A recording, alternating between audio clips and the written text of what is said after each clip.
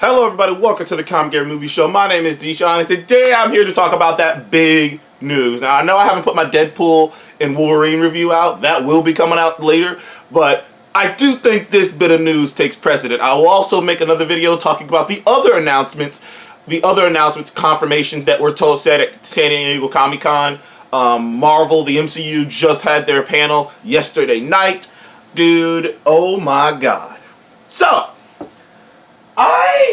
if you've been watching my channel long enough, you know that from the moment that they introduced the multiverse concept, we all kind of knew that that meant Robert Downey Jr. would return.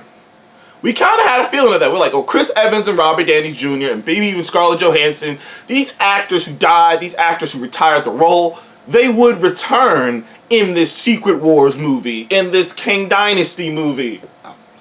Thought I saw a bug. Sorry, but no, we kind of knew they would return at some point. We didn't know what they would return as. We didn't know the concept they would return as. But I always pushed that it would be an amazing idea for the villain of Secret Wars, or the villain of this multiverse thing, to be an evil version of Tony Stark. Tony Stark was always on the edge of being a villain. It was never too hard, and we all kind of agree it was never too hard to imagine a reality where he broke bad and became the ultimate villain.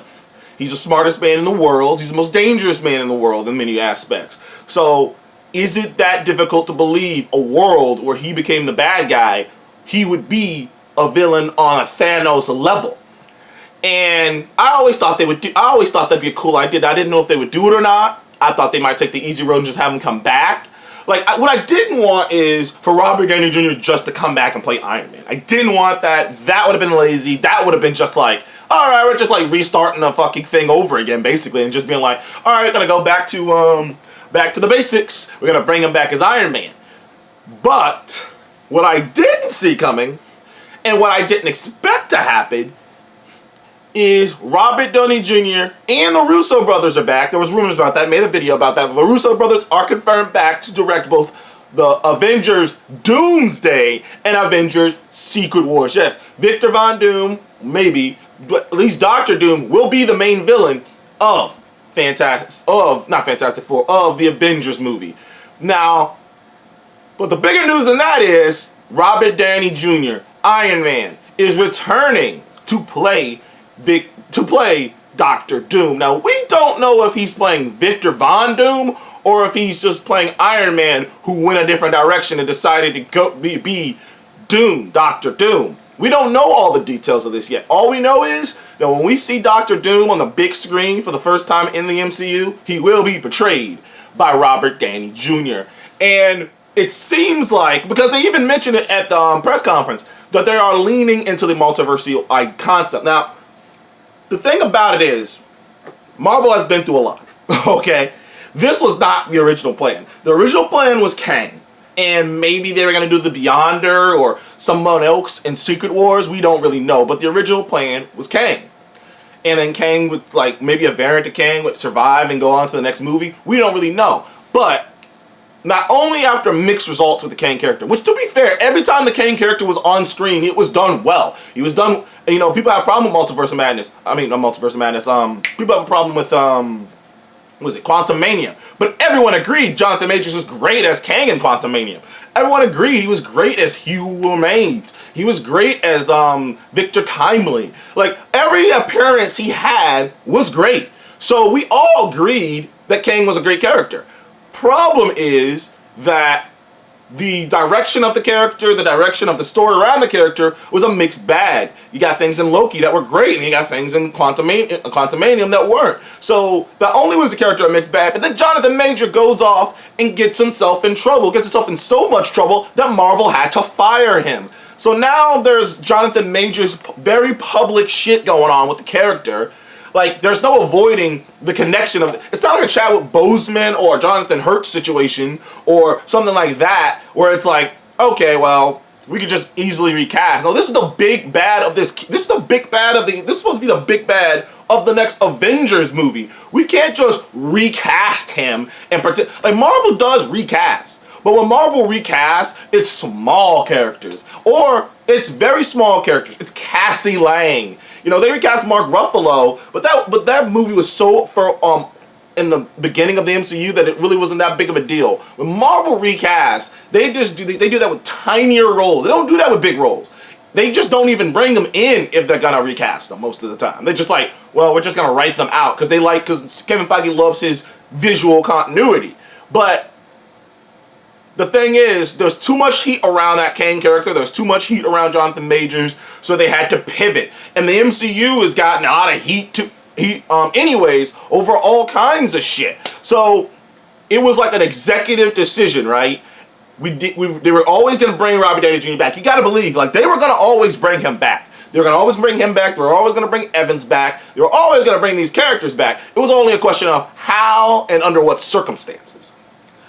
But they can't drop the multiverse thing yet. They can't, because they've leaned too far into it. To just drop it now, it wouldn't make any sense. And they don't want to use Kang anymore, so they have to pivot. So what they decided to do is they decided to bring Robert Downey Jr. back to play an evil version of Iron Man, but instead of him just still being called Iron Man, he's called Doctor Doom. Now, this is stepping on the toes of the Doctor Doom character. I love, if you've been following my channel long enough, look at my video page, you will see. I made a whole ass video telling you why Doctor Doom is the greatest supervillain of all time. He is my all-time favorite supervillain, Doctor Doom. So I am saddened that we won't get a truly comic book accurate Doctor Doom, Victor Von Doom. But at the same time, I understand. You know why I understand? Because there is no time to set up Doctor Doom. This movie is going to come out in 2 years. You understand? Fantastic Four doesn't come out till next year. We might not get our first glimpse of this character till next year.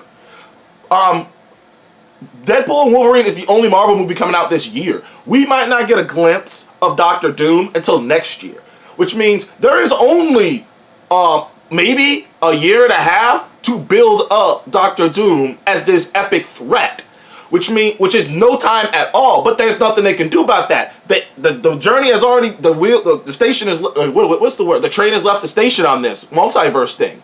They can't slow down. They can't pivot. All they can do is fucking maneuver now. So they have to have a villain that they don't have to do as much setup for.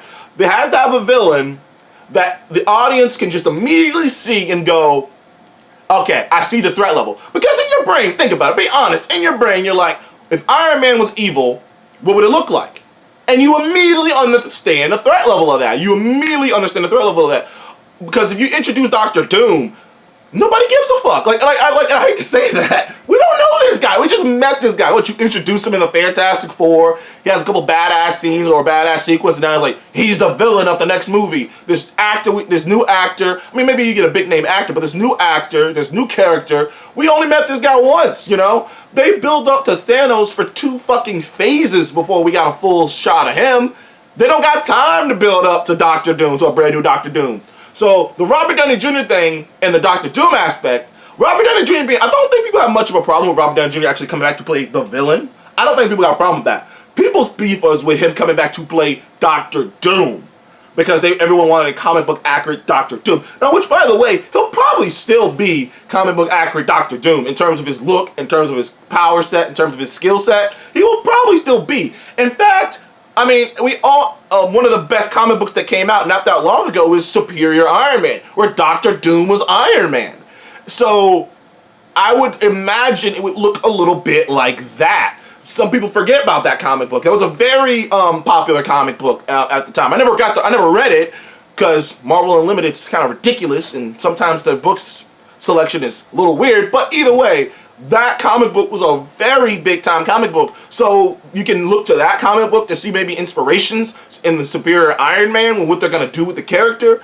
Robert Downey Jr. at this point in his career, I knew he was going to come back to play Iron Man, because he doesn't want to be stuck to a franchise. Not like this again. He's closed a book on that character. But coming back and playing the flip side of that, pushing the flip side of the concepts of Tony Stark, that's got to be pretty juicy for an actor. Also, he gets to also, unlike certain characters like a Thanos or something, he gets to show a lot of his face. He's gonna get to act his ass off. And the vibe you get from the way they announced it is that Doomsday is going to be a lot like Infinity War in terms of, if you ever look at the screen time in Infinity War, Thanos has like an hour of screen. Thanos has the most screen time in the movie. It's the most screen time a villain ever had in a Marvel movie.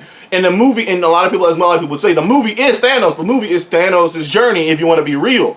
So this movie will probably be Dr. Doom's journey. We might see him start off as Tony Stark, or we might see him start off a certain way, and by the end of the movie, he's this evil dude, and by the end of the movie, he does some shit. And there's going to be so many fun sequences with all these characters, especially Spider-Man. If Spider-Man's going to be in the movie, there's going to be a very interesting sequence with him thinking that that's Tony Stark, with him having his heart broken that he has to stop Tony Stark. And there's always been these rumors that Spider-Man might be kind of the lead of these movies. So making the villain his mentor, if Spider-Man really is going to be the lead of the Avengers movies, making the villain his mentor is a hell of a fucking thing to do. It's a hell of a pull. It's a hell of a thing to do in general. So, my feelings on the Doctor Doom, on the Robert Downey Jr. coming back to play an evil Iron Man / Doctor Doom is, I need more information. I'm excited, but I'm just like, I just need to figure out what it is. Is he a variant? Is he actually Victor Von Doom? Or are we actually going to get a Doom? We don't know these questions. We probably won't know them until we see the first trailer for the movie.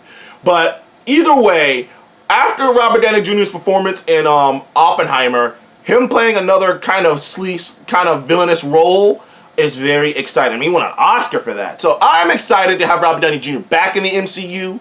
I'm excited to see Doom on the big screen, obviously. I have mixed feelings about what they're doing with the character.